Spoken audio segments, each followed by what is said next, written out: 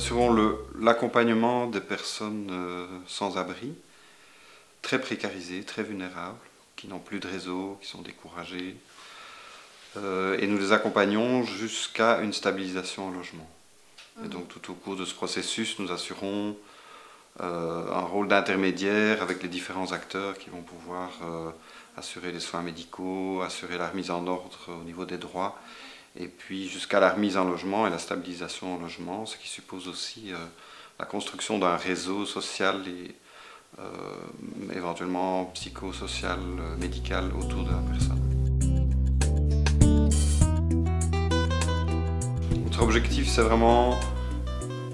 devenu la réinsertion, c'est-à-dire la stabilisation en logement. Pourquoi? Parce que nous nous sommes rendus compte qu'il est illusoire de vouloir, je dirais, rendre la santé, ou en tout cas même l'accès aux soins de santé à des personnes qui vivent en rue et qui sont très marginalisées, très désocialisées. Par contre, une fois qu'il y a un logement, qu'il y a une stabilisation dans un logement, il y a toutes sortes de choses qui peuvent se remettre en place. Ça prend du temps, mais ça vaut la peine. On est relativement multidisciplinaire puisqu'on a des infirmiers, 2 assistantes sociales et un médecin.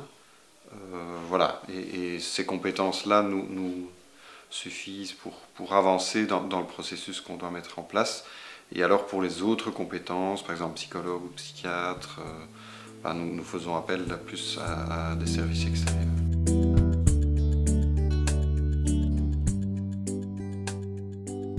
On essaye de les soigner en rue le moins possible. Maintenant, c'est parfois nécessaire parce que le patient ne veut pas ou ne peut pas se déplacer, parce que le soin est nécessaire pour créer la confiance, le lien.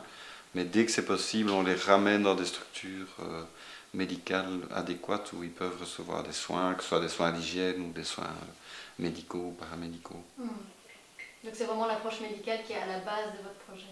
Oui, et disons peut-être même plus spécifiquement l'approche infirmière, c'est-à-dire basée sur l'hygiène et les soins infirmiers de premier abord.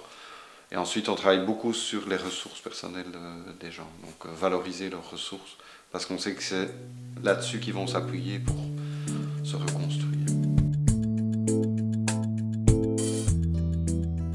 Nous, on voit que quand on accompagne les patients aux consultations, que ce soit en maison médicale ou que ce soit à l'hôpital, ça se passe mieux parce que d'abord les gens arrivent à temps et ensuite, pendant la consultation, il y a une sorte de traduction qui peut se faire d'un côté comme de l'autre et qui facilite en tout cas les premiers contacts.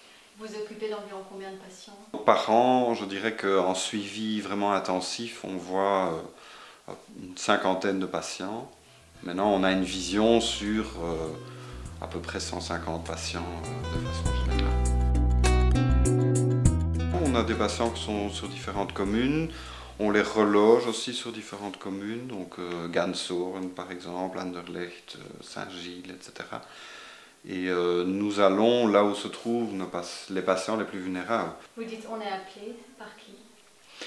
C'est très variable. Ça peut être des commerçants, des passants, des gens qui... Il y a vraiment beaucoup de gens qui sont préoccupés de voir des gens qui vivent dans des situations... oui, disons dramatiques ou en tout cas pénibles, et donc qui nous appellent pour nous signaler.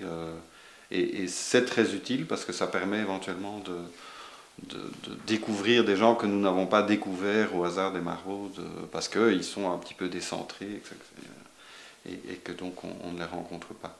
On est aussi appelé, enfin on a aussi des signalements via nos partenaires habituels, donc d'autres partenaires qui